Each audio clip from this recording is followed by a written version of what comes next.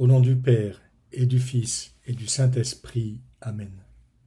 Mon Seigneur et mon Dieu, je crois fermement que tu es ici, que tu me vois, que tu m'entends. Je t'adore avec profonde révérence. Je te demande le pardon de mes péchés et la grâce de faire avec profit ce moment de prière. Ma Mère Immaculée, Saint Joseph, mon Père et Seigneur, mon ange gardien, intercédez pour moi. Qu'est-ce que tu fais ? C'est une question que l'on pose parfois à quelqu'un que l'on rencontre. Qu'est-ce que vous faites ? Peut-être une première rencontre. Et l'on se réfère sans aucun doute à son travail.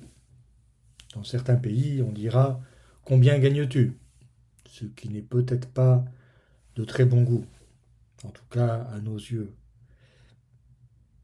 Mais nous pourrions aussi, lorsque nous rencontrons quelqu'un, lui demander « Avec qui travailles-tu » Car dans le travail, il y a un aspect qui a la primauté et qui est celui de la relation à l'autre. En d'autres termes, la primauté de la personne. Si l'on construit une maison, si l'on rédige une thèse, si l'on prépare un cours, si l'on conduit un autobus, ou si l'on fait de la permaculture, bien sûr, il y a une fin en soi, la finis operis, la fin, le but de l'œuvre qui est réalisé. Mais il y a aussi ce qu'on appelle la fin de celui qui réalise cette œuvre, le finis operantis. C'est la primauté de la personne qui travaille. Et c'est ce que nous rappelle Jean-Paul II dans son encyclique Laborem Exercens sur le travail humain. Le mot travail, d'ailleurs, n'est pas facile à définir. Il y a sans doute une polysémie autant synchronique que diachronique, c'est-à-dire diachronique au cours du temps, au passage des siècles, et synchronique au sens où ce qu'on appelle travail, ici, n'est pas forcément ce qu'on appelle travail là. Toutefois, il est possible, sans doute, d'arriver à une définition assez large. Jean-Paul II lui-même, dans son encyclique, dit que le mot travail, laboris en latin, labor laboris, désigne toute activité, omne opus, accomplie par l'homme, quelles que soient les caractéristiques et les circonstances de ce travail, dit-il. Autrement dit, toute activité humaine. Quevis actio humana. Le pape emploie le mot opus, œuvre, le mot actio, activité, action. Toute activité humaine qui peut et doit être reconnue comme travail parmi la richesse des activités dont l'homme est capable. Inter multiplices industriae formas. Et industrie, ici le mot industrie. Bien. Et le pape continue, le pape Jean-Paul II, auquel l'homme est prédisposé par sa nature même en vertu de son caractère humain. Fait à l'image, à la ressemblance de Dieu lui-même, dans l'univers visible et établi dans celui-ci pour dominer la terre, l'homme est donc dès le commencement appelé au travail. Le travail est l'une des caractéristiques qui distinguent l'homme du reste des créatures dont l'activité, liée à la subsistance, ne peut être appelée travail. Seul l'homme est capable de travail, seul l'homme l'accomplit et par le fait même remplit de son travail son existence sur la terre. Bien, ceci est intéressant parce que nous voyons que ici le travail se distingue d'activités comme le jeu par exemple, ou encore de ce qu'un animal fait. Si pourtant le pape commence son encyclique en disant que c'est par le travail que l'homme doit se procurer le pain quotidien, il n'empêche que par la suite, dans cette forme de tentative de définition qu'il en donne, le Saint-Père, le pape Jean-Paul II plutôt, puisqu'il n'est plus pape aujourd'hui et que comme certains le savent, on appelle Saint-Père l'évêque de Rome quand il est en activité, celui qui est là, qui est le successeur de Pierre, et c'est pour ça qu'il est appelé pape, ce qui vient du mot grec papa, qui veut dire tout simplement père. Eh bien, ici, au fond, Jean-Paul II nous fait remarquer que le travail humain, le travail au fond n'est qu'humain, et qu'il porte la marque particulière de l'homme et de l'humanité. Le pape dit d'ailleurs la marque d'une personne qui agit dans une communauté de personnes. Et cette marque détermine sa qualification intérieure, elle constitue en un certain sens sa nature même. Par conséquent, ici le pape Jean-Paul II souligne l'importance de la relation dans le travail et il le dira très, très clairement, la primauté de la personne au travail. Qu'est-ce que tu fais? C'est une chose. Avec qui travailles-tu? C'en est une autre. Qu'y y a-t-il autour de toi? Qui sont ceux qui te dirigent? Qui sont tes collègues? Quels sont tes employés ou les personnes qui dépendent de toi? On pourrait dire quels sont tes maîtres, mais nous n'oublions pas, nous n'avons qu'un seul maître, le Christ.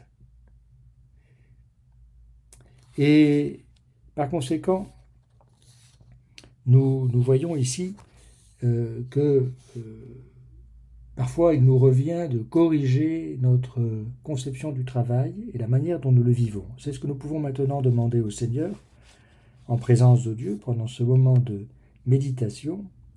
Seigneur Jésus, aide-moi à redécouvrir, au fond, la primauté de la personne au travail. Lorsque Saint José Maria Escrivá voit d'une vision intellectuelle la réalité de l'Opus Dei qu'il est appelé à fonder, le 2 octobre 1928, et qu'il tombe à genoux, saisi par cette vision de type intellectuel qui le dépasse infiniment, il comprend que la personne est appelée à la sainteté, que toute personne est appelée à la sainteté, c'est-à-dire à la plénitude de la charité, c'est-à-dire à la plénitude de la filiation divine, à l'exercice des vertus, de manière héroïque, non pas au sens d'un surhomme, mais au sens de laisser Dieu agir en nous, fondamentalement. Il comprend que c'est par le travail, dans le travail, que l'immense majorité des hommes et des femmes auront à se sanctifier. Et que le travail est donc un chemin de sanctification, un moyen de sanctification. Mais José Maria Escrivá sera bien conscient de la difficulté, en quelque sorte, de définir le travail, de sorte que, lorsqu'on lui posera la question un jour, des années plus tard, il dira, répondant à une question sur la définition du travail, en quelque sorte, c'est difficile à dire en quelques mots, car cette expression implique la sanctification du travail, cette expression implique des concepts qui sont au fondement même de la théologie de la création. Nous sommes donc, je dirais, dans une actualité brûlante, et nous le serons toujours parce que Dieu continue de créer, bien sûr. Dieu nous soutient constamment dans l'être. La création est continue. Actualité brûlante exactement parce que nous sommes dans une époque qui valorise de manière nouvelle la création, comme le manifeste tout le courant écologique. Ce que j'ai toujours enseigné, continuait le fondateur de l'Opus Dei, et précisément aujourd'hui, si nous considérons le travail, c'est parce que nous sommes au mois d'octobre, et que c'est un 2 octobre que José Maria Escrivá a vu précisément l'appel universel à la sainteté dans la vie ordinaire, dans la vie courante. Ce que j'ai toujours enseigné depuis 40 ans, dit-il, donc nous sommes à la fin des années 60, c'est que tout travail humain honnête, intellectuel ou manuel, doit être exécuté par le chrétien avec la plus grande perfection possible. Perfection humaine, compétence professionnelle, et perfection chrétienne, par amour pour la volonté de Dieu et au service des hommes. Car, accompli de la sorte, ce travail humain, pour humble et insignifiante que paraisse la tâche, contribue à ordonner chrétiennement les réalités temporelles, à manifester leur dimension divine, et il est assumé et intégré par et dans l'œuvre prodigieuse de la création et de la rédemption du monde. Le travail est ainsi élevé à l'ordre de la grâce. Il est sanctifié, devient œuvre de Dieu, operatio Dei, opus Dei. Parole essentielle, prophétique et actuelle, prophétique au sens où elle proclame ce qui est déjà dans la Genèse. La première occurrence du mot travailler dans la Bible se trouve au chapitre 2, verset 5 de la Genèse. Dieu n'avait pas fait pleuvoir sur la terre. Il n'y avait pas d'homme pour cultiver le sol. La pluie connecte l'agir divin et le travail. La pluie qui est essentielle pour l'irrigation, le blé, l'élaboration du vin et de l'huile, l'est pour le travail. Et nous, pour ceux qui sommes à Paris et qui avons pu constater qu'il a plu pratiquement tous les jours, en mai, juin, et puis là, à nouveau en septembre, et qui nous plaignons parfois de la pluie, quand nous recevons des gens qui viennent d'autres pays, ils s'étonnent. Mais comme c'est vert, comme Paris est vert, et oui. Et voilà, la pluie peut nous rappeler que la pluie, dans la Bible, connecte l'agir divin et le travail. Sans pluie, l'homme ne peut cultiver le sol. Sans le don de Dieu, l'homme ne peut exercer son travail. Le travail fait donc son entrée dans la Genèse sous forme de bénédiction divine. En effet, la fin ultime de l'homme et de la femme, c'est le repos éternel qui est annoncé par le 7e jour. Et le commandement du travail et le commandement du repos sont intimement unis, intimement liés. Rappelons que ce que beaucoup de personnes qui sont, comme on dit, bac plus 10, 15, ignorent, et que l'invitation à travailler, la vocation au travail, est préalable au péché originel, qu'elle est déjà inscrite dans le cœur de l'homme. José Maria Escrivá donc fait écho à ce qu'il a lu dans la Genèse, et en particulier, peu après l'évocation de la pluie et du travail, nous trouvons au verset 15, dans le second récit de la Genèse, que Dieu prit l'homme et l'établit dans le jardin. En hébreu, comme en français, le mot nun, qui veut dire poser, reposer, dans le contexte biblique peut être lu comme une promesse de salut. Au premier jardin, dans sa mission de travailler la terre, l'homme est dans une situation de dialogue avec Dieu, de paix, de plénitude, de bien-être. On peut dire que l'homme et la femme sont comme les prêtres du temple cosmique. Et ils reçoivent la mission de travailler. Et en même temps, nous voyons que la vocation, cette vocation humaine, est désignée par deux mots. Dieu prit l'homme et le conduisit dans le jardin d'Éden pour qu'il le travaille.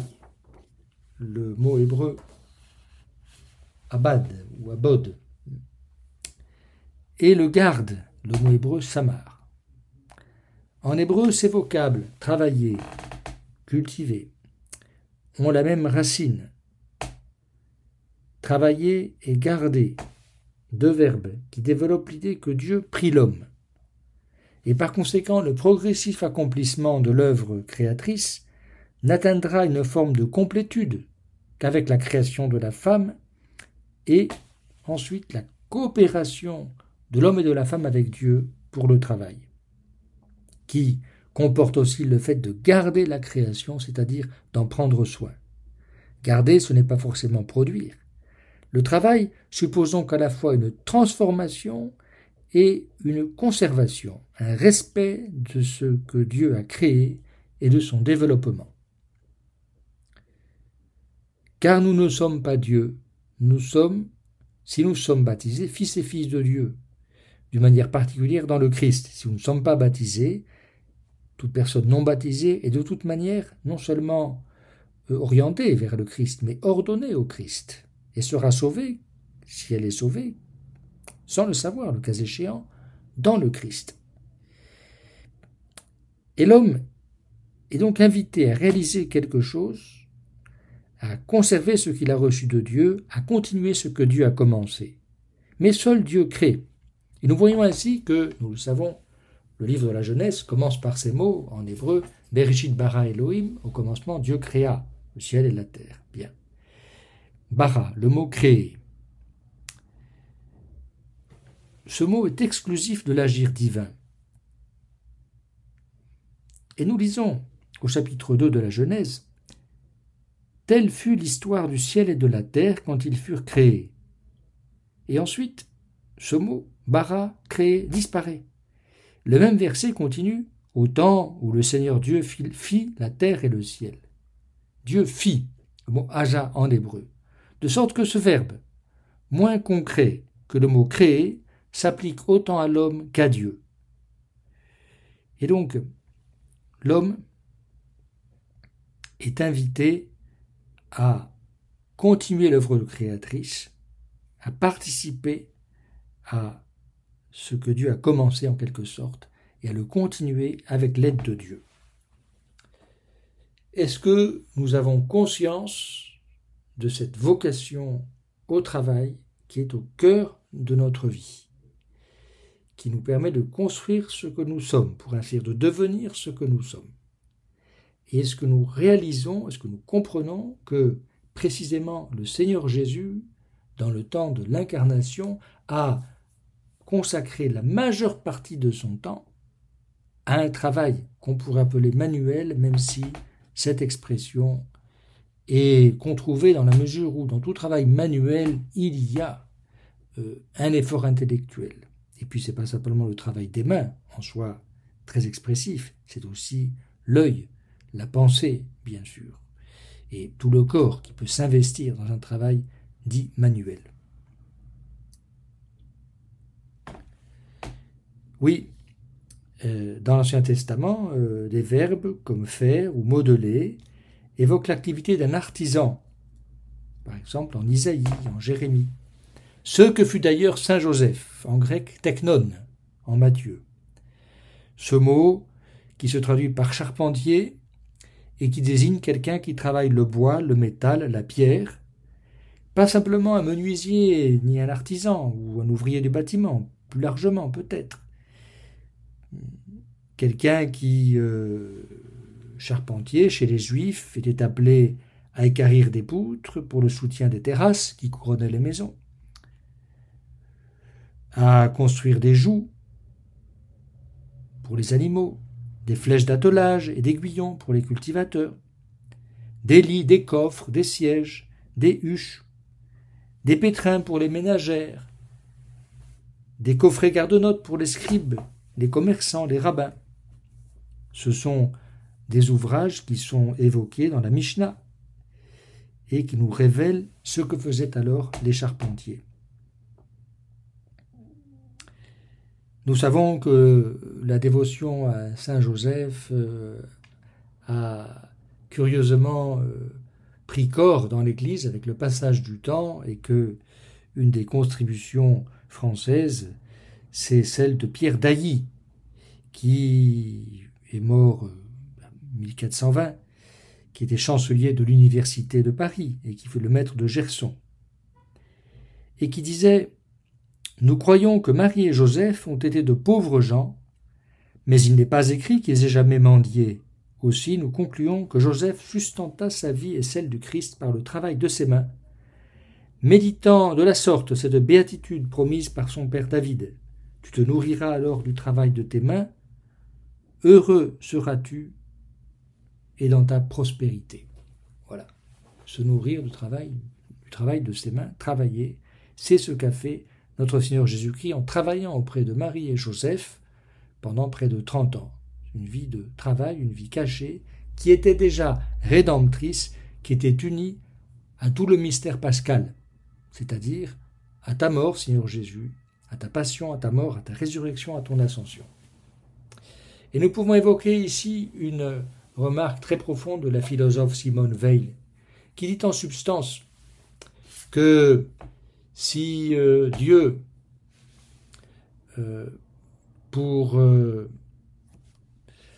si le Christ Jésus, pour instituer l'Eucharistie, n'a pas pris de l'eau et des framboises, mais du pain et du vin, c'est qu'il a voulu se servir de quelque chose qui a été élaboré par l'homme, qui est le fruit, comme dit cette belle présentation des dons rédigée par le pape Paul VI et qui s'inspire de la Beraka juive. Le pain et le vin, fruit du travail, fruit de la vigne et du travail des hommes, fruit de la terre et du travail des hommes. Et qu'il y a donc dans l'Eucharistie le travail, l'effort, la sueur, le sang, des ouvriers, des paysans, des intellectuels, de tout travail là, tout travail, voilà, et offert avec le pain et le vin qui deviennent le corps et le sang du Christ, de sorte que le chrétien est aussi appelé à devenir lui-même un autre Christ par cette participation à l'Eucharistie, dans laquelle il offre son travail. Tout travail est uni à l'Eucharistie, tout travail ne vaut que parce qu'il y a chaque jour la Sainte Messe qui est célébrée partout sur la terre. Et tout travail est uni et greffé sur cette offrande du Christ. Alors mes frères, nous pourrons, frères et sœurs, considérer beaucoup de choses ici. Il nous faudrait une trentaine d'heures pour commencer à dire quelque chose sur ce sujet, mais ici, nous ne cherchons pas à dire, mais à prier. Et nous demandons au Seigneur Jésus de nous aider à comprendre ce qu'est notre travail. Et nous nous demandons, mon travail est-il un chemin pour aller vers Dieu? Mon travail comporte-t-il cette dimension de service qui le distingue particulièrement du jeu? Est-ce que je suis conscient que dans mon travail, il y a une primauté de la personne? Et donc aucune personne n'est un moyen dont je pourrais me servir d'une manière ou d'une autre, que je dois respecter les personnes et les aimer, et que précisément le travail est un lieu de sociabilité. Je suis appelé à bien travailler, à beaucoup travailler, je dirais à travailler consciencieusement, si nous pensons au tableau de Vermeer, La laitière, où nous voyons cette personne qui verse consciencieusement du lait dans un pichet. Elle le fait concentrée dans sa tâche, les yeux fermés. Eh bien, nous pouvons penser qu'elle nous renvoie à cette responsabilité qui est la nôtre, de saisir la grâce de l'instant présent, l'éternité du moment, le réel, et qu'il nous revient de faire ce à quoi nous invitait Saint José Maria, fais ce que tu dois et sois à ce que tu fais. Bien faire les choses en quelque sorte importe plus que de les faire. Et nous demandons Seigneur cette grâce de savoir vivre ce festina lente, hâte-toi lentement. Fais ce que tu dois faire, mais fais-le bien, sans perfectionnisme, le mieux possible. Si tu veux servir les autres, fais ce pourquoi tu es fait. Voilà. Mais il faut faire pour devenir saint. Il faut faire pour être plein d'amour de Dieu. Il faut faire, il faut avoir ce travail qui est pour nous un devoir et une mission, et qui comporte aussi, nous le voyons dans l'Exode, l'acceptation d'un commandement qui est celui du repos, le Shabbat qui est devenu le dimanche, le jour du Seigneur, le jour de la résurrection. Et cela nous invite à nous poser certaines questions. Est-ce que je me laisse bouffer par mon travail? Est-ce que je rentre trop tard chez moi? Est-ce que je vois mon mari, ma femme, mes enfants? Ou est-ce que, ce qui est la tendance de tout homme, avec le passage du temps, je m'enferme un peu sur moi-même? Voilà, au fond, mon petit refuge, même si le travail peut me goûter, même si parfois je souffre du manque de reconnaissance au travail. Ou encore, puisque ce sont les deux facteurs essentiels qui pèsent sur l'homme et la femme d'aujourd'hui, outre le manque de reconnaissance, même si parfois, j'ai le sentiment de ne pas avoir le temps de bien faire mon travail. On ne me donne pas les moyens de bien faire mon travail. Bien, donc il y a certainement un aspect de pénitence, un aspect de souffrance, un aspect de fatigue aussi nécessairement, bien sûr. Mais est-ce que je suis conscient que mon travail est un moyen et non pas une fin? Que ma vocation professionnelle fait partie de ma vocation divine, mais qu'elle en est distincte. C'est là l'erreur de Luther. Martin Luther qui a eu le génie de promouvoir la vocation professionnelle, mais qui a confondu celle-ci avec la vocation tout court. Or, la vocation de l'homme tout court, c'est d'aimer et de louer Dieu, et d'aimer son prochain comme soi-même. Alors que la vocation professionnelle, elle s'inscrit dans ce cadre, et elle change peut-être au cours du temps, comme vient de le montrer un congrès récent à Paris. On doit changer parfois de métier. Je connais un luthier qui autrefois était visiteur médical. Je connais un chauffeur de taxi qui auparavant était livreur. Voilà, on change de métier dans la vie. On peut enseigner, on peut être militaire et puis ensuite faire du coaching. Voilà. Mais est-ce que je suis conscient que cette vocation professionnelle, qui est comme qui concrétise en quelque sorte ma vocation divine, est-ce qu'elle s'inscrit dans ce cadre? Mais ce travail n'est pas une fin en soi, c'est un chemin pour aller vers Dieu. C'est ça la lumière de Saint José Maria qu'il reçoit le 2 octobre 1928, et par conséquent, nous pourrions dire avec lui, en reprenant une très belle expression, les pieds sur terre, le regard vers le ciel et une grande espérance au cœur. Oui, au fond, nous le savons bien, fondamentalement, la foi chrétienne, évidemment, elle a un contenu qu'on pourrait résumer en évoquant le mystère ineffable de la Trinité et celui de l'incarnation du Verbe, avec sa résurrection au fondement de notre foi. Mais fondamentalement, frères et sœurs, ce que nous savons, c'est que, comme pour le dire avec Saint Jean, nous avons reconnu et nous avons cru que Dieu nous aime. Et par conséquent, le noyau même du message chrétien, c'est l'amour de Dieu et l'amour des autres. Mais d'abord, c'est croire en l'amour de Dieu. Et c'est précisément à partir de cet amour de Dieu que nous pouvons nourrir une grande espérance. Cette espérance qui ne déçoit pas, dit saint Paul, parce que l'amour de Dieu, parce que l'Esprit Saint a été mis dans nos cœurs. L'Esprit Saint qui est l'amour éternel du Père et du Fils. Et l'espérance ne déçoit pas, parce que nous avons l'Esprit Saint en nous, qui est l'amour de Dieu. Parce que l'Esprit crie en nous, Abba Père. Et nous ne sommes pas déçus. Et comme le dit saint Paul, la foi est la substance de ce que nous espérons. Parce que, au fond, ce que nous espérons est déjà en nous d'une certaine manière. C'est déjà en nous d'une certaine manière, oui. C'est-à-dire que nous espérons le bonheur du ciel, l'amour éternel, le bonheur sans fin. Mais déjà par le baptême, le contact direct avec Jésus-Christ, le sens de la filiation divine, cette conscience croyante, l'amour de Dieu le Père, la joie de l'Esprit Saint sont déjà en nous d'une manière plus qu'embryonnaire, en développement. Et donc le ciel commence déjà ici-bas.